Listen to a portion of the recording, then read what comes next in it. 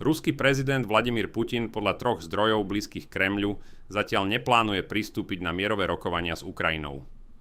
Podľa zdrojov mali nedávne ukrajinské dronové útoky na ruské rafinérie a prístavy ešte viac posilniť Putinovo odhodlanie pokračovať vo vojenských operáciách. 2 zo zdrojov zároveň tvrdia, že konflikt by sa mohol v najbližších mesiacoch ešte viac vyostriť. Jeden z nich označil ďalšiu eskaláciu za vysoko pravdepodobnú. Vývoj prichádza napriek tomu, že americký prezident Donald Trump v pondelok vyhlásil, že podľa jeho názoru chce Putin vojnu ukončiť. Trump zároveň uviedol, že riešenie konfliktu je bližšie, než si ľudia uvedomujú. Na samite NATO v tureckej Ankare sa následne stretol s ukrajinským prezidentom Volodymyrom Zelenským. Ukrajinský líder po rokovaní potvrdil, že diskutovali o možnostiach, ako sa priblížiť k mierovému riešeniu.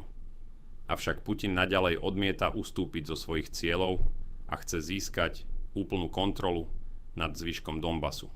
Dokonca mal nedávno pokarhať skupinu poradcov, ktorí navrhovali kompromis založený na prímerí pozdĺž súčasných frontových línií. Ďalší zo zdrojov tvrdí, že ruský prezident verí, že Moskva obsadí Donbas už v blízkej budúcnosti. Kremel tieto informácie priamo nepotvrdil, no hovorca Dmitrij Peskov zopakoval oficiálny postoj Moskvy.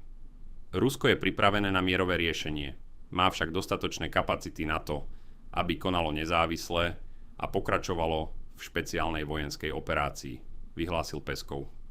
Podobné hodnotenie situácie zaznieva aj z ukrajinských spravodajských kruhov.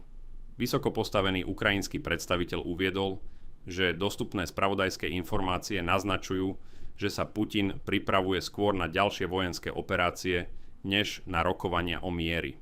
Podľa týchto odhadov nemožno vylúčiť nové útoky proti Ukrajine ani možné rozšírenie vojenských aktivít smerom k ďalším európskym krajinám.